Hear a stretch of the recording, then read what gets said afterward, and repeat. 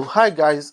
Today we'll be discussing majorly on nurses' diets, and is a topic we've chosen based on the need because in current times, um, most statistics and studies have revealed that nurses are the profession that give the most care.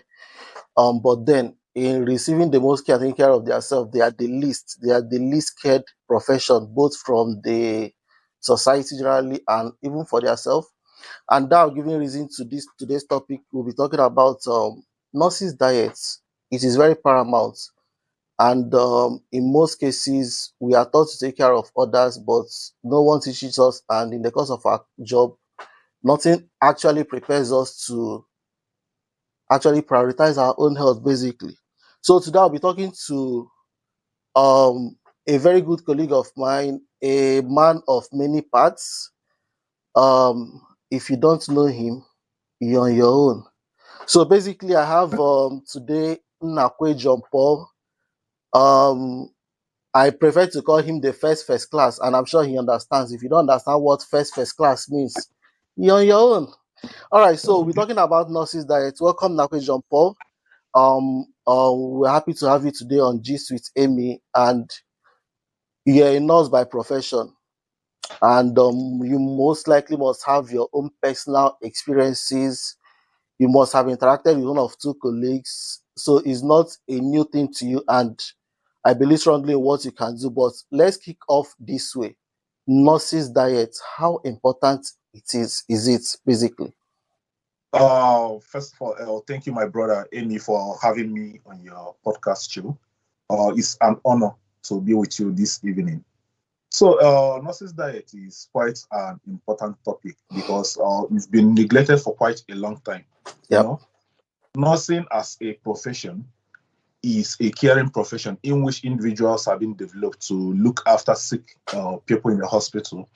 But you can see that because of the tight schedule at work, often we neglect ourselves in a quest to go beyond to look after our patients without having sufficient time to look at ourselves. And I believe that you cannot really draw from an empty well. You cannot give what you don't have. So this is an important topic because we've shied away from it for a long time, and I think it's the right time for us to come to the table to discuss this and then to shed more light on it. Because self-neglect, to me, is not an honor. So nurses' diet uh, is concerned with various type of food and drinks we consume when on shift as nurses. So it ranges from homemade food, foods acquired from the canteen, supplements, and the rest. And as individuals, since we are unique in our approach on how we do things, our diet also differs. That is why you can see individuals that eat healthy and others eating some sort of thing just to keep body and soul alive. And at the end of the day, you can see that the workforce is being saddled with some healthcare professionals, most especially nurses, that are highly obese or having some poor health conditions as a result of the type of food they consume on day-to-day basis in the course of doing their shift as nurses. So on another note, most times I think we push ourselves to the wall basically just to be there for the patients. And I have a theory personally. If I need to be at my best for my patients, I need to be at my best as an individual, because you can't be if it's like a device, you can't have a device running on low battery and expect the same efficiency if it was fully charged, basically. So, but the big question now is, I had a scenario where I wasn't feeling too fine. I called in sick, and everybody was asking, as a nurse, are you expected to be sick? It's a common question.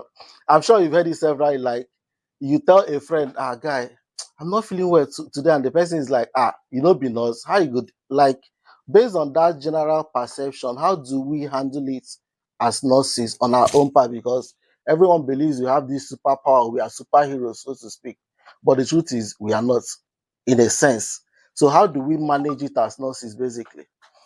So normally, on my own point of view, I normally tell colleagues at work that for you to be the savior, you have to first of all save yourself Yeah, before you can save others. definitely. Yeah. because at least we are humans, we are not Jesus Christ, as the case may be. So, as an individual, there are measures I take in order to protect my own health, in order to be in good mental frame of work, mental framework, to look after my patient. Prior before getting married, because of the busy schedule of the NHS workforce, I normally go to the gym after work, like gym from 11 p.m. till midnight before retiring home to sleep. But now, as a married man and as a father, all those things are not really feasible, because if you are not at work, you are working from home, because Yeah. looking after a child is a work of its own. So, in doing this, I had to make some adjustment by making sure that I have some exercise equipments in my house, like procurement of dumbbells from online shops, to make sure that I have them at home. So I don't really have a stipulated time that I exercise, but I try to work out on the go by making sure that whenever I'm off and then I have few minutes to spare, I just try to incorporate it into my um, schedule in order to keep fit. Also, in aspect of diet, I have a normal routine. So my normal routine at work is, I first of all clock in. For my morning break, I either take water or coffee during the first 15 minutes break.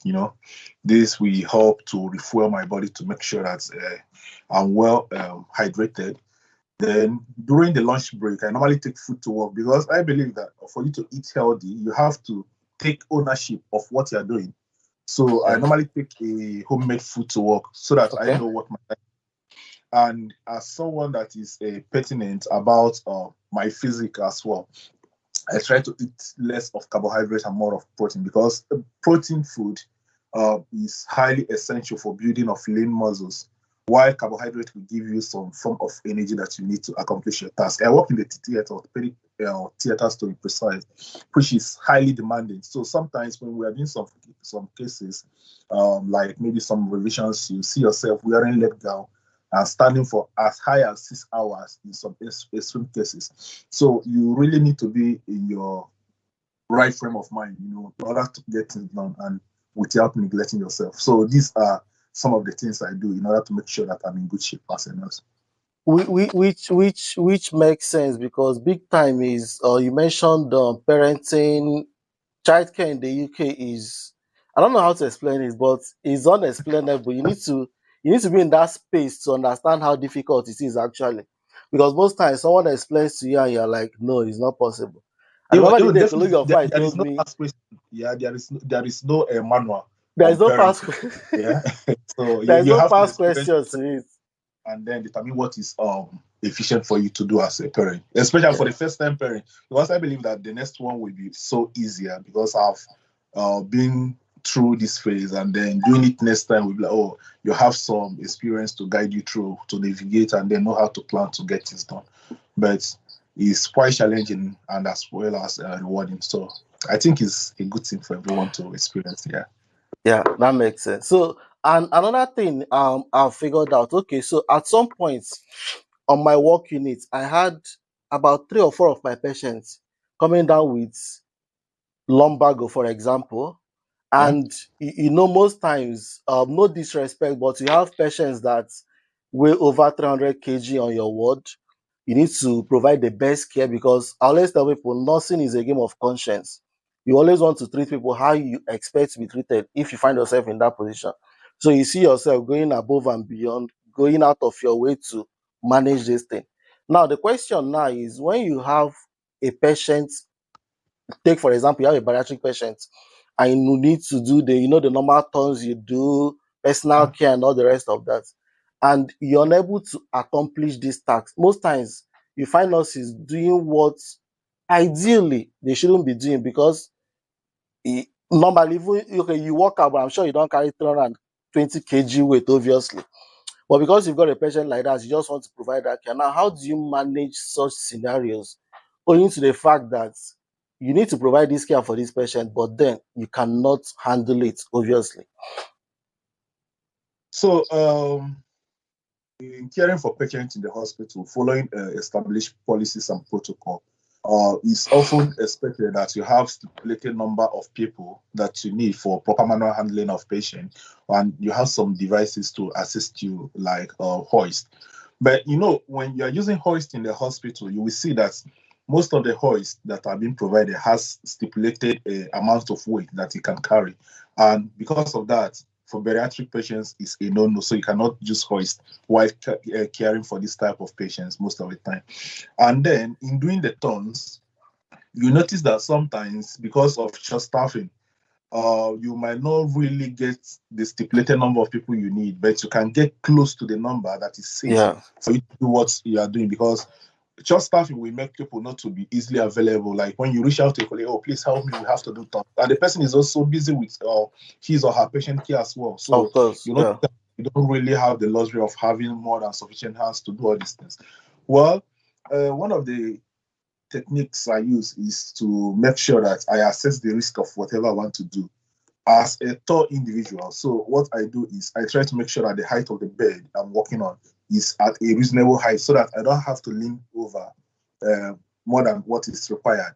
And also making sure that you have an evenly distributed uh, body size. You understand what I'm saying? So, like, if you're working with some group of nurses, you make sure that it's quite like uniform sizes, so that working at a height that everybody's comfortable at, and then working in conformity.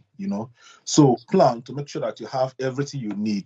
Plan the task you want to accomplish. Make sure that you have all the items you need to carry out the task, because it will be awful for you to like roll a patient to the side and an individual is holding the patient, only for you to realize, oh, I need to grab this, and it's far away, and the person is still leaning there, grabbing It it. happens all the time, obviously. So, but taking your time to Yeah. plan, making sure that all the consumables are available and handy within reachable distance, it Yeah. will make the performing of care to be so efficient. And at the end of the day, people are not really stressed. So by making sure that you work in conformity, giving order, like, okay, we are rolling at my count. You make sure that everybody is working in uniformity. You make sure that no one is putting too much effort and no individual is putting less effort. So if the weight is evenly distributed among people providing the care, it will make it to be quite efficient and then safe to carry out. Perfect. And another thing, most times is we understand the fact that it's our responsibilities. No doubt, we need to provide the best holistic care for these patients. But it is also important for me, I've realized, is to speak up. Most times you have this kind of patient to deal with, or it can just be any other kind of patient, but you don't have the capacity at that point to deliver that care. But most times you find out that nurses are not really speaking up. They just want to go in there and just get it done, whatever it takes, even if it's going to cost their back or whatever thing, they just need to get it done. But like you mentioned, there is that need for proper planning, proper use of equipment, not right amount of persons and all that. But another aspect that I just want us to touch on is you work in a theater currently, Yeah. and you've worked in an acute unit, I believe. Yeah. Yes. Now, nurses, I know other professions, I know doctors do night shifts, obviously, but I know some other people don't. You just have some people on call and the rest goes home and all that. But majorly, nurses do, they are in the house around the clock. Now, on the aspect of night shift, I'll share a personal experience. I had a reason to float to ED one day. I remember that thing and I still laugh. I'm like, how do people manage this thing? Now, when I went on my break, that was around 1 a.m. in the morning. I had this guy, he also came up on his break. And I don't know about your trust. Down here, they do like 30 minutes break in Yeah. ED just to like manage the whole pressure and all that.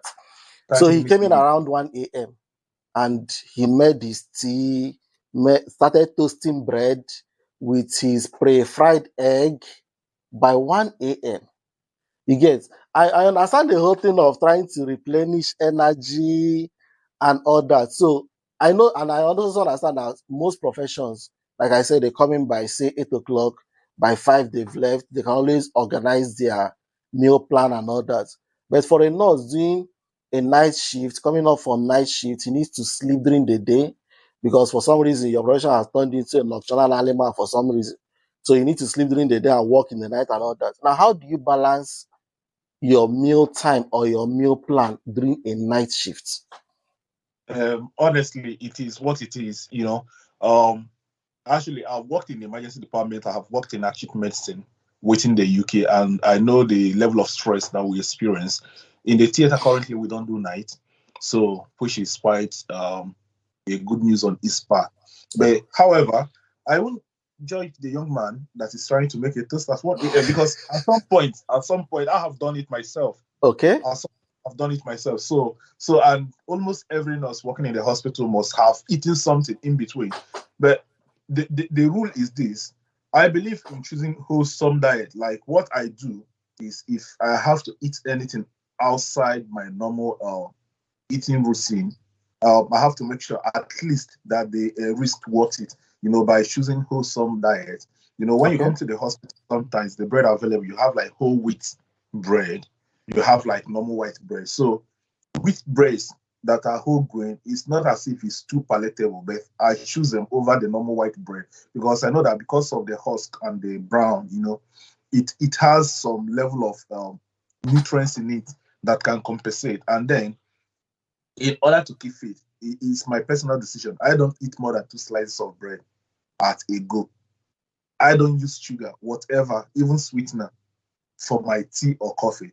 It is my personal conviction. Okay. You understand?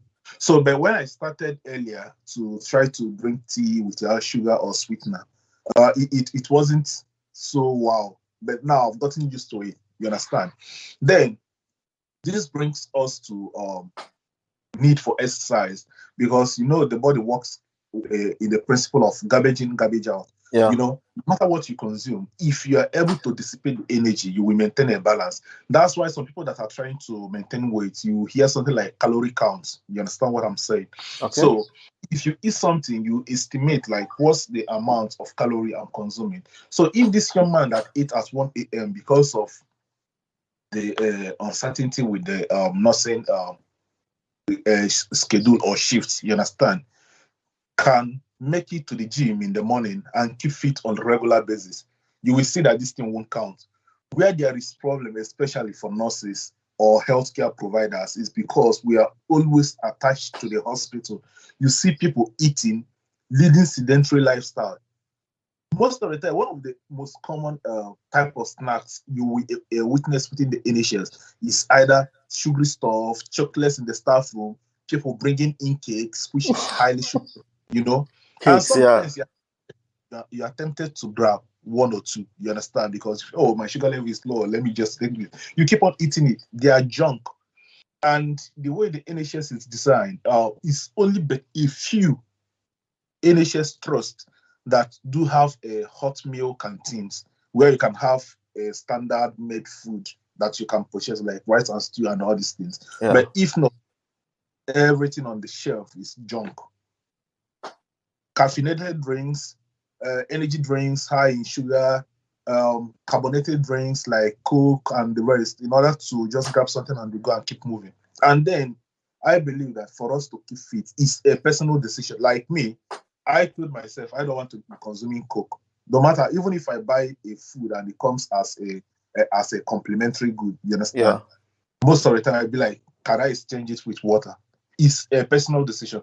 And sometimes people look at you like, oh, you are not drinking Coke. You're I not know what you're not enjoying life. you understand?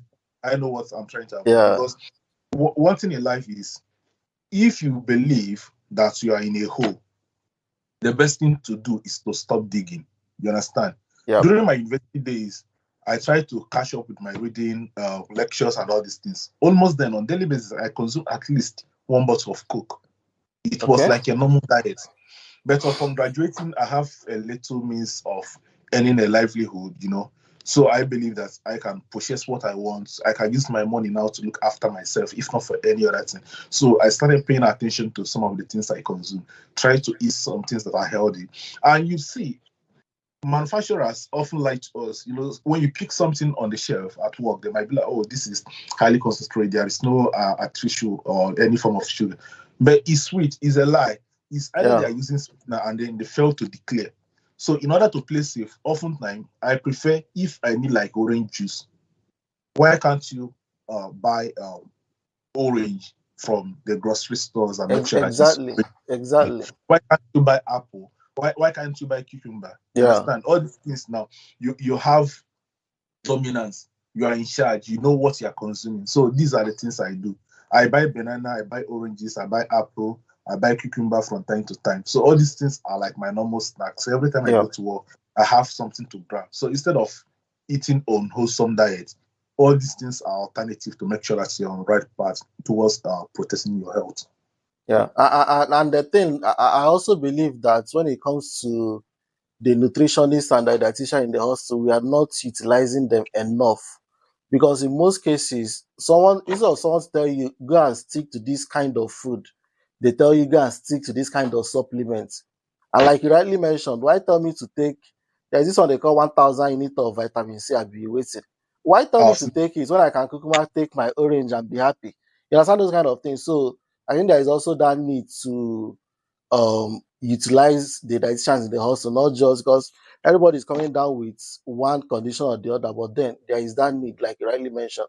Then another aspect, um, when you are recruited, let me start from recruitment, for example, you have what you call employment package. Yeah. And I'm thinking along the line, after my experience at the ED, I'm thinking along the line of, shouldn't the staff health, we speak of staff welfare, but I think it doesn't really cut it when you talk about welfare. Shouldn't the staff health, the staff meal plan, the staff, everything that surrounds maintaining the staff members' health, shouldn't be part of an employment package? Let me give you an instance. Um, Most times, for like, I can speak for my trust, for example. If you have any condition that has to do with you sprained your this, you sprained your back, you can get a physio referral, they can, all those kind of stuff. But then the point is, why wait till then? Can't things like having a gym center be part of a staff package? Like you said, you work out, you are keeping fit. And can't things around provision of, you mentioned about wholesome food, for example, provision of this food within the hospital system, is there any way it can actually help? Now, I'm talking around the responsibility of your employer. So what way can they actually improve the health? Now, I'm not talking of the nurse, for the entire workforce within the trust. Okay. Yeah.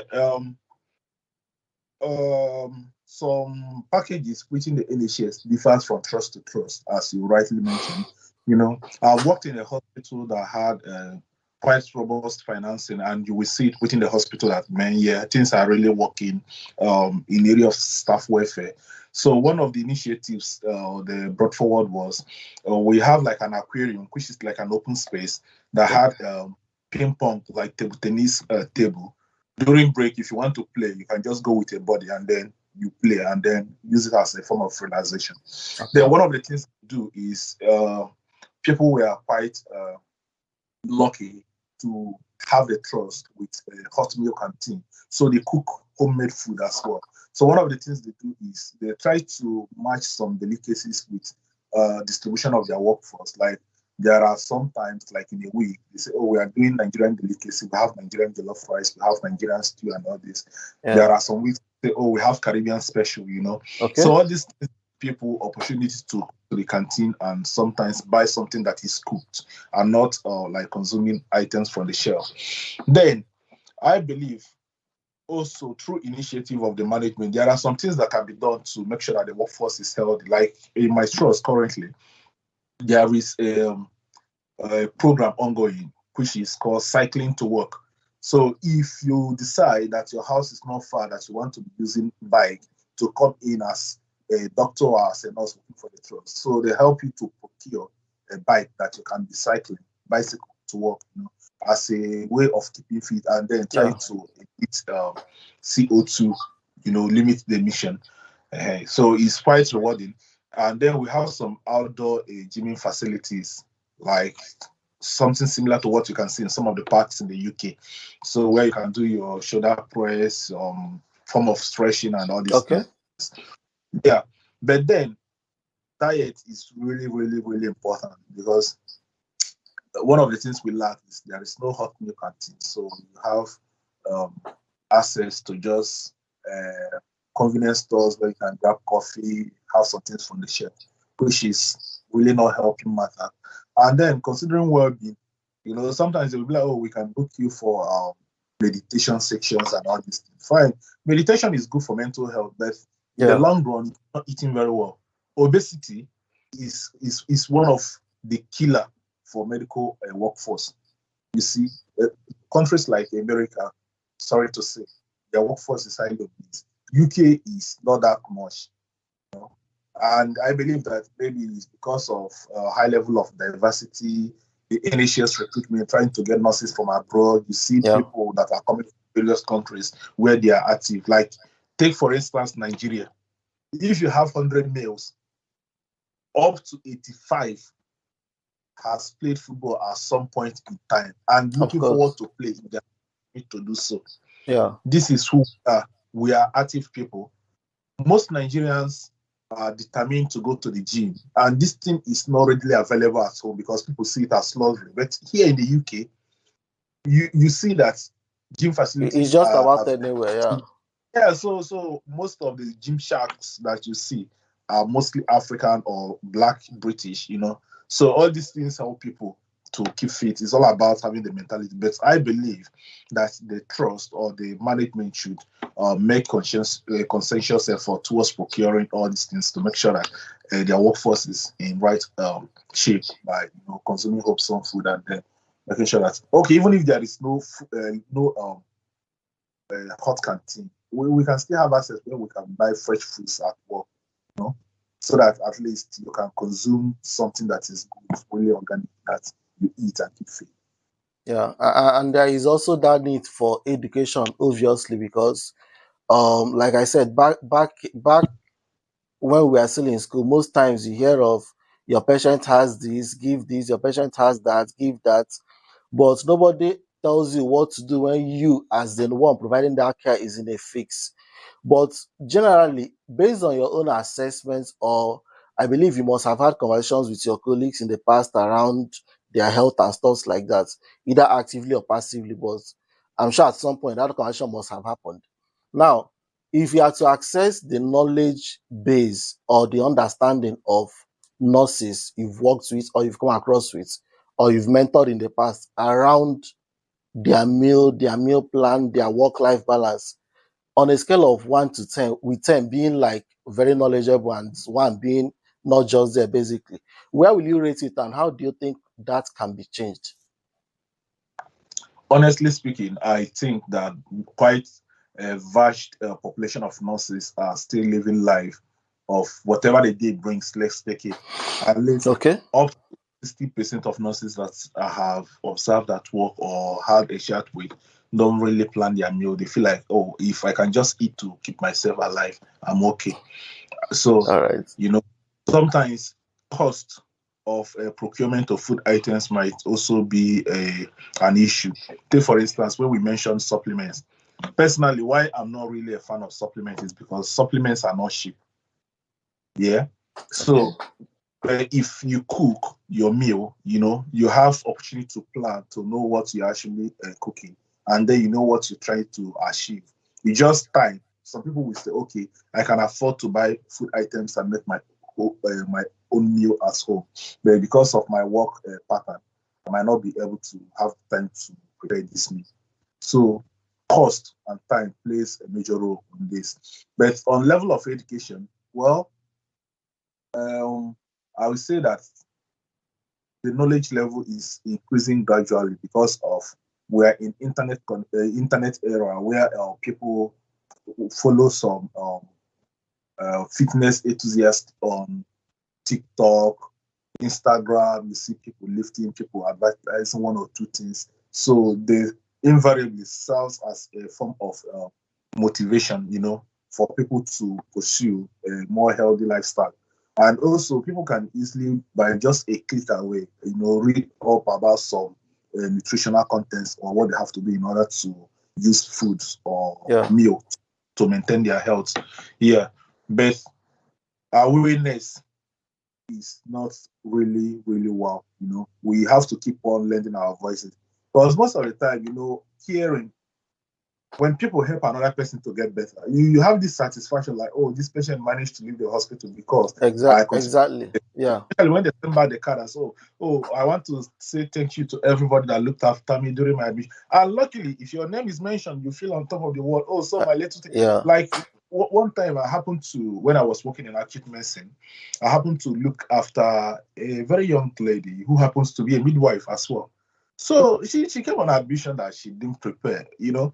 So I said, my name is John Paul. She said, John Paul, wow. Like, wow. I said, yeah, I'm John Paul, the nurse, not the Pope. So I was just trying to make sure Okay. that there is sense of humor despite Exactly. the upload.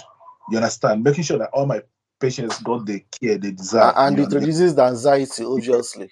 Yeah, so later on when she was discharged, that was when I knew that she also worked for the trust. And when she sent in the card, she was like, oh, that I made her admission. I made her feel at home. That getting this type of care from a colleague, you understand, mean a whole lot to her. Yeah. You understand? So most of the time we are out to make people to feel happy, for them to regain their health. But often we neglect ourselves. So we really need to keep on advocating for this. And assumption is one of the reasons why nurses are not really doing what they are meant to do. Because, you know, for example, before I approach you and start asking you, what's your meal pattern like? Sometimes I may feel that it's quite embarrassing to ask a nurse. Yeah. You understand what I'm saying? Because you assume that by virtue of health education and the knowledge they possess, that they should know at least that you should not consume too much of this, too much of that, because you know the health implications. Like you take too much sugary items, if your body cannot regulate it, you may come down with diabetes. Yeah. You know, because you are not producing sufficient insulin to keep up with the amount of sugar you are consuming. Or if you take too much salt, you might have hypertension and all these things. So most of the time, you feel like, oh, talking to my colleagues is like a waste of time because they ought to know. But and some people might think you are trying to flex knowledge or sound judgmental, kind of. So I think if we can do like a support group, kind of, because definitely at work there are some people you vibe with, you know. So let us make our conversations at work worthwhile.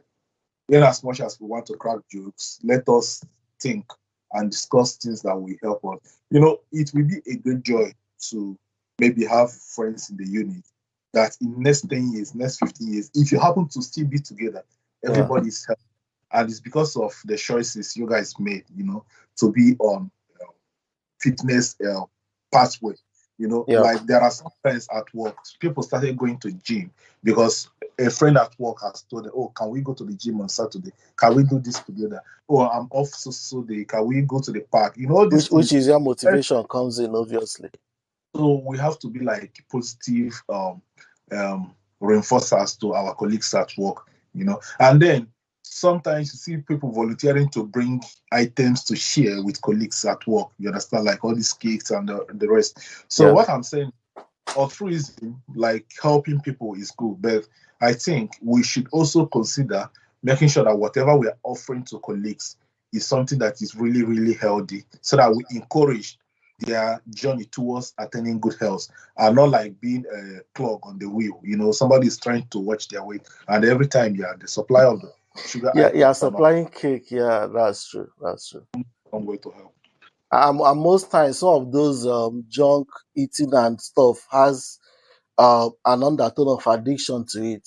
So even when the person is making effort to quit, and the next morning you just supply cupcakes, sweets, and the funny aspect of the whole story, not funny though, I understand it's coming from a good heart though, but you find out that even when you've rendered the best possible care to your patients, and at the point of discharge, they send you a card and a box of chocolates. And chocolate. So You that's understand? like Yeah, I understand the gift giving and everything, but then if that can be, but then one more thing I want to touch about is source of information. You mentioned about going online, reading up things. Now I want you to speak from a personal note or from a personal experience. How do you actually filter what is and what is not when looking up things on the internet? So first of all, it's all about being conscious of what you're looking out for. You know, for you to look out for information on the internet, you have to be honest with yourself. Like, this is what you're trying to achieve. You know, you go after it. because there are various information on the internet, and also you have to check for reputable website. Not all information there is correct because it's not being regulated. I can wake up, say something, and then people will be like, "Oh, since JP said it and he's a nurse, I think he's correct." No. So there are curated websites that you can look for something like who is saying what. You understand? So, like, if maybe I'm looking for information about nutrition, and I come across like maybe board of maybe British nutritionists, blah blah blah blah, I will know. Oh, this is being endorsed by a reputable organization. Or I search for something. I say according to the recommendation of World Health Organization, this is what is expected to do. You understand? So yeah, but it takes some level of expertise for you to start deciphering what is correct online and what you think that you can take with a pinch of salt. Even in research, quality of information, quality of data. So it takes some level of knowledge for you to say, oh yeah, I will take this over this. So in searching for information online about nutrition, basically, I think let's just make an attempt, because it starts from making an attempt first. Over time, people will grow and know exactly what they are looking for. Like when you say micronutrients, macronutrients, people will be like, I know about nutrients. This one you're saying macro and micro. Yeah. You understand? I don't know what you're talking about. And also there are some nutrients that are not readily available in the day-to-day foods that we consume, like all this zinc, iron, and the rest. You understand? So this is where expert view comes in.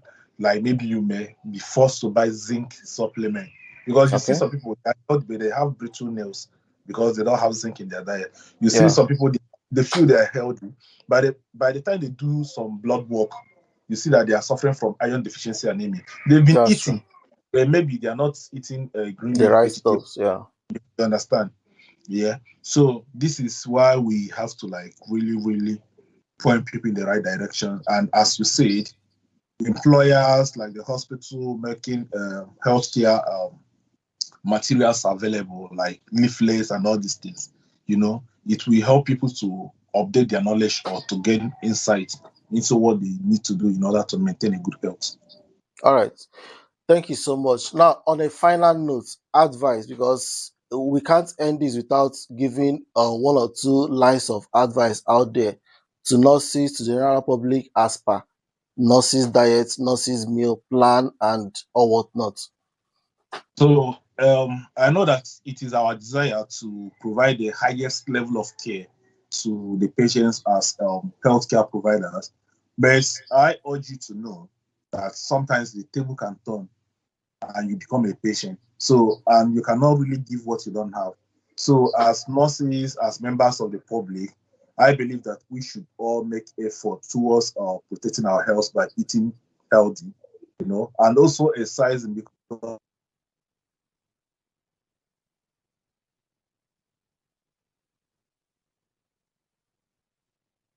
I know that our work schedule is quite tight.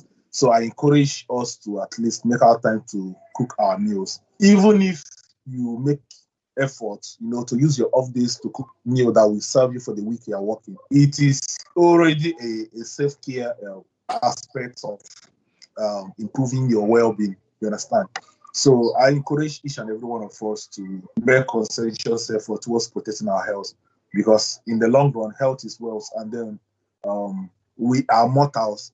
In as much as we preserve the lives of others, we are also bound to die.